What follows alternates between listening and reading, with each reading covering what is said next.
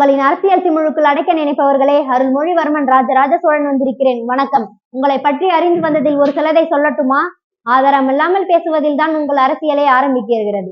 அடிமைகளை வைத்து ஆலயம் கட்டியதாய் கதை கட்டினீர். ஆலய பணியில் சோழ மண்டலத்தின் அனைத்து குடியின் பங்கும் இருக்கிறது. அப்படி என்றால் சோழ மண்டலம் அடிமை தேசமா?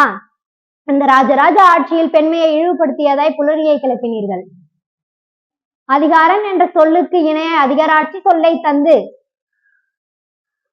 பெண்மையை உயர்த்திய வம்சம்டா எங்கள் வம்சம். மந்தர்களை மட்டும் ஆதரித்தேன் என்றீர்கள். பெரிய கோவிலில் வடமொழியில் போது அந்தர்கள் 3 பேர் தாய் தமிழ் திருமுறையை ஓதுவார்கள். 48 ஓதுவார்கள்.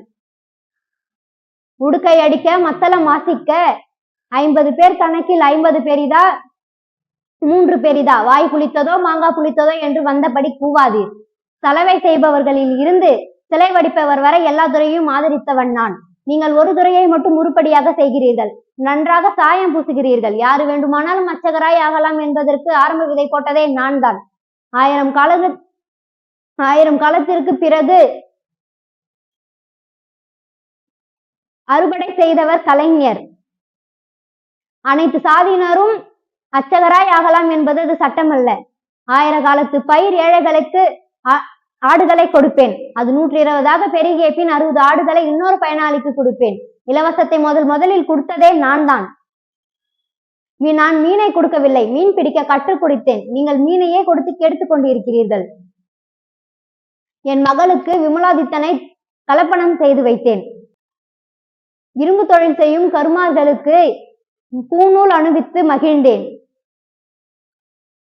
தச்சர் முதல் ராவிதர் வரை என் பெயரையே பட்டமாக வழங்கி கௌரவித்தேன். சமூகப்புறமே என்னில் இருந்துதான் தொடங்கியது. அது தொடங்கியவர் யார் என்று சொல்ல வேண்டுமா? சமய இறைவர்கள் 3 இருந்து அந்த தேவாத சுவடிகளை எடுப்பதற்காக தில்லைக்கு சென்றேன் பொற்சிலைகளோடு. இவை உயரத்தை சிலகரனுக்கு தர மறுத்தீர்கள். நடனமாடியவன் நிற்கிறானே நடராசன், அவனும் சிலைதானே என கேட்டேன். மறுபின்றி கையில் சுவடிகளை தந்தீர்கள். நான் மட்டும் இல்லை என்றால் தேவாத 3 வரலாறு இல்லை, திருமுறைகள் ஏன் பெரிய புராணமே இல்லை. தமிழ் இலக்கியத்தின் 300 ஆண்டுகள் இன்னொரு இருண்ட காலமாகவே மாறிவிடும். இப்போது சொல்லுங்கள், நான் இந்து மன்னனா தமிழ் மன்னனா? அட அறிவு ஜீவிகளே, அங்கு எல்லா சாதியினரும் ஆலயத்தில் கூட்டினேன். நீங்கள் அடுத்தவரை கதவை இழுத்து பூட்டுகிறீர்கள். கதவுகளை பூட்டலாம். கடவுளை தவித்த மக்கள் குடித்த நீரில் பலம் கலந்தீர்கள். நீங்கள் ஆலய விளக்கு தடைபெறக்கூடாது என்று தாய்ப்பாலில் தாய் எடுத்தார் என் நாட்டில் ஒரு தாய். உங்கள் இருவரில் யார் பெரியவர்? நீங்கள் மனித நேயத்தை விற்றுத்தான் பலம் வாங்கினீர்களா? என் சன்னதியினர் என் சாதனையை அறிவதில் ஆர்வமாக இருக்கிறீர்கள் என்று நம்பினேன். என் சாதி என்ன என்பதில் தானே ஆர்வமாக இருக்கிறீர்கள். உங்கள் அரசியல் விளையாட்டுக்கள் முறுக்கி விளையாட இதிகாசத்தில் பிறந்த சூரிய புதல்வன் நான். இந்த மண்ணில் பிறந்த சுத்த தமிழ் மன்னன், அந்த சூரியனுக்கே நிகரானவன். இனியும் உச்சியை நோக்கி உமலை நினைக்காதீர்கள். நன்றி, வணக்கம்.